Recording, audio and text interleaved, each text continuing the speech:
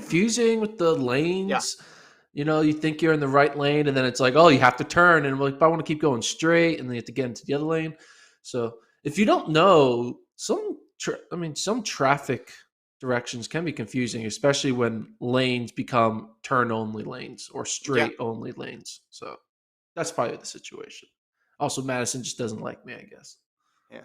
Speaking of lanes, Gordon, let's start with our first story. It's all about lane infringement for World Athletics. No, we're not talking about Gordon driving over the white line in Madison. We're talking about new rules. New rules. You've called for them. I've called for them. Pretty much everybody has called for them after the World Indoor Championships in Birmingham a couple of years ago, which just saw a rash of DQs. So World Athletics announced two new rules, and they're complete with handy little cartoon graphics to help you understand them. So basically, it's this: you can step inside the line if you're running in a race that's not involved in lanes one time, one time without getting a DQ. Now, that's one time throughout the entire course of the event. So if you step on it once in the semis, that's your one time. Okay. If you're in a lane race, you can step on the line, but not over the line. Those you watching right now can see the handy graphic there. The picture on the left looks like they're running a 200 or maybe a 400. Can't tell. But the first gentleman, all the way on the left, DQ'd because he's over the line. The other two people are on the line, so they're okay for one time and one time only. The other example on the right there, they're running in a longer distance race where they're outside of lanes, and it's okay if you step over the curb in that case, but just one time and one time only. They also say at the bottom of the rule, the new rule here, it says uh, athletes racing in lanes shall continue to be disqualified if they are judged to have fully stepped inside the inner uh, borderline or curb even only once, to reiterate what I said before. So if you're in lanes, you can't go over. You can go on, you can't go over.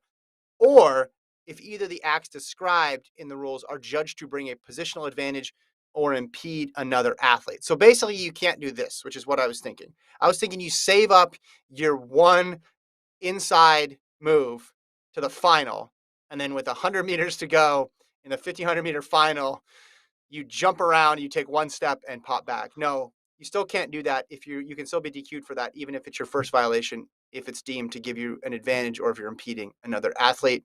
You were there in Birmingham. You've watched the last couple of years where people have been DQ'd, just not even at that championships, but we go back to this last Olympics. Francine Niyonsaba got DQ'd for stepping on the line. What do you think of this as a possible solution to this problem? They're almost there. I like the fact that you're allowed one step on the line.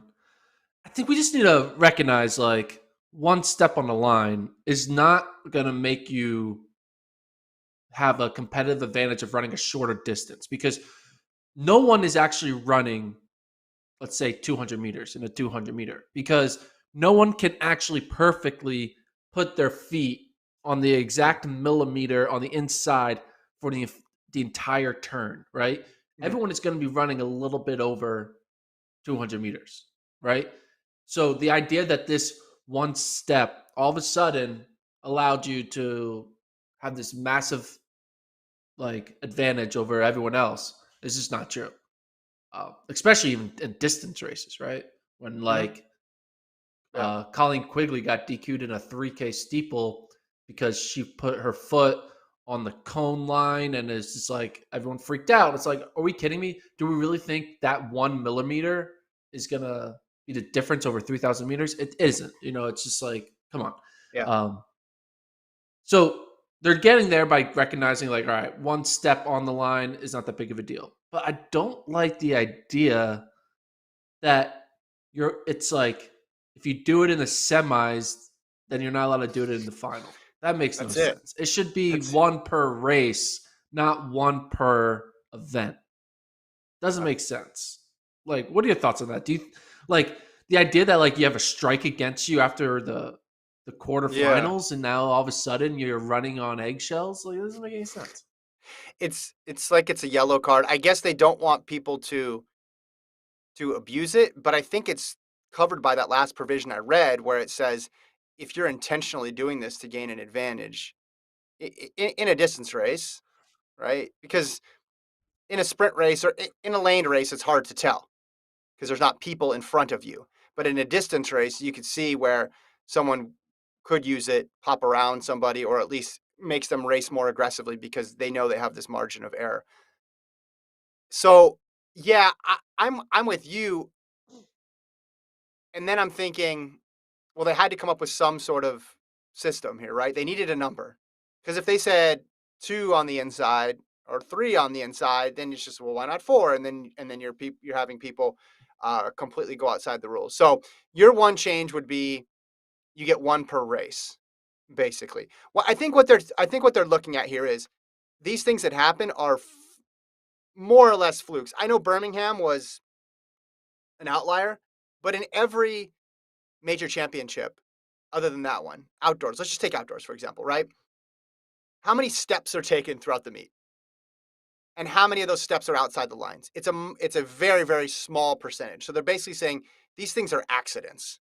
These things They are, are not yeah. that yeah. So since they're so rare and since they're accidents, the odds of you having multiple accidents throughout the course of first round, semis, and finals, or semis and finals, depending on the event that you're in, is rare. So we're just going to draw the line right here. And if you have more than one accident, then either you are not, you're trying to game the system in some way, shape, or form, or you just need to get better at how you're running and you need to stay in the lane all the way around. We're trying to eliminate someone having a fluke DQ ruining their entire uh, season and career, potentially getting DQ'd out of a big name race. So I guess I'm fine with it from that perspective. I wonder, are they going to show who has a yellow card going into finals? It's like the following people cannot step on the line or they will be disqualified. The following people can step on the line and they won't be disqualified, but only once. Yeah, it's gonna be, and is this a rule that's gonna like also be like an NCAA rule and a USATF rule, or We'll is see this if they only going to be adopt it. done at World Athletic Championships? I mean, it's a World Athletics rule, so we'll see if other institutions adopt it. I wonder how much data they looked at. I wonder how much they looked at. How many people are we DQing from these races? How many DQs get missed? I'm assuming there's some people who have put part of their foot on the line or over the line before that where it just doesn't get. I'm not talking about the blatant stuff where they put up a flag and then they rule afterwards that, oh, that person was Yeah, forced off or whatever. I'm talking about people just stepping over and no one really was paying attention to it because of human error. There's a lot of feet there and they couldn't figure out who it was and nobody protests, so they can't go back and look at it on video and you just go on with the rest of your life and that's the end of the meet. Like that happens too. And I don't know how much they looked at that number. I just like that it's quantifiable so that everybody understands. So we take out the guesswork. A lot of people want this subjective measure of, well, did it gain an advantage or did it not? And that gets you in a really tough spot. And I know there needs to be some judgment calls, just like there are in other sports, but I think those judgment calls should be in place when there's a clear, like there's contact between athletes or there's a question of did they impede progress. This is something like a false start where you can actually say black and white, this was a violation or it wasn't a violation. So I don't blame track and field for wanting to codify things that are actually able to be clearly seen as in or out, right or wrong. what do you think about this as a solution? Instead of having lanes that are Mm, painted with what, a 3-inch thick white line? How thick is a yeah, lane line? I don't know. we'll say three You inches. change the line to the same width, but you make it a plexiglass Yep. wall that Uh huh. goes up like 2 feet, right? So it's literally impossible for your leg to get on the other side of the plexiglass. Yeah. But you keep it plexiglass so you can see your competition because you don't want to be running blind. So everyone is running in just like plexiglass lanes. Mm-hmm. And it's literally, they can hit the wall as much as they want, but they know their body will not be allowed to go inside the Hey, lane or outside the lane. What are your thoughts on that? ha- Just running in giant like hallways around a 400-meter track, listen. plexiglass hallways. At the beginning of COVID, that's looked like what we were going to be doing all the time. After Birmingham, I thought at least the inside curb, one way to get around, just put a little brick wall there, 2 foot brick wall. No one's going to step over. Now they might fall over, but then you have some comedic relief at least, like a game show where someone's just flying over a wall at that point. So, but you won't get this fluke. Oh, I just lost my balance for 1 second. I took one step. I regained control of my body. Now I'm back with the pack. It's it's tough, and the tough ones are always.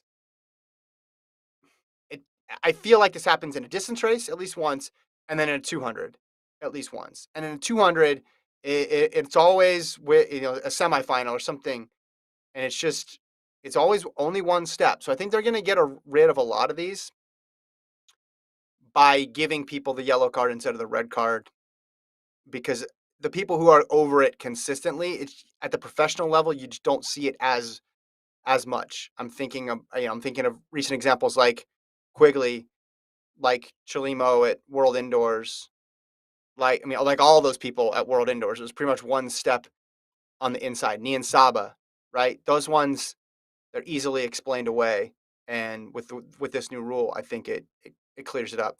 I just wonder, when were those championships? 2018? Why Yeah. did it take till 2021, the end of the 20? Why did we go multiple seasons without a rule change here? They probably got distracted with the pandemic. Then they probably Shoes, got they got distracted with distracted shoes. with getting ready for the Olympics. Got distracted with shoes.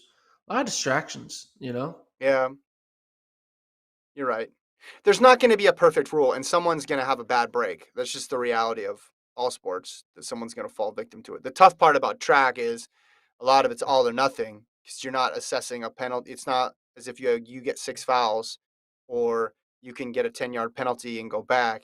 A lot of the stuff's like you're in or you're out. Either your race Or get a counted. second down. Yeah. Yeah, exactly. There's no real space to make amends. This is trying to do that as best it can, but I'm sure there's going to be someone who, it's going to be rare, but someone in the next 4 or 5 years is going to pick up a yellow in the first round and then is going to get a red in the final, or they're going to step all the way over in one of those lane races. They're going to go all the way over and not just on the line. Also, does your whole foot need to be over, or just because let's put that image up again. I think It's just it's your whole contact of the foot needs to be over.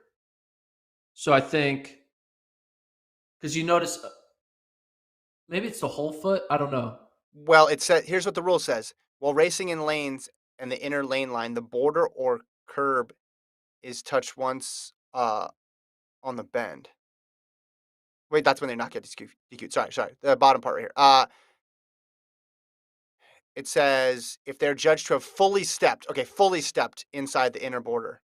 Okay, so what does fully stepped mean? Fully stepped means the entire foot, like we see in that first picture. Is that how you interpret fully Yeah, stepped? but what if your heel is touching the white line? That's not a full Right, step, right? right. So I think the whole foot needs to be out. That's how I'm This interpreting is it. what they need to do. They You need to know how say I that came up though. with, yeah. You know how I came up with the plexiglass walls as the lanes? I'm just scratching that idea. It's too complicated. What we need to do is we need to change these lanes to be treadmillable. And Mm-hmm. what that means is if the if the if they sense that a foot has stepped outside the lane, your lane basically becomes a treadmill for like a half a millisecond, which kind Yeah. of just slow that makes you basically have it's like a penalty. Like it's an in race penalty.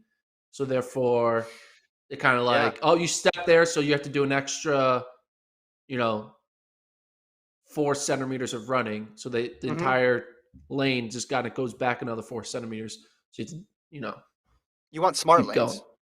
Smart lanes, yeah.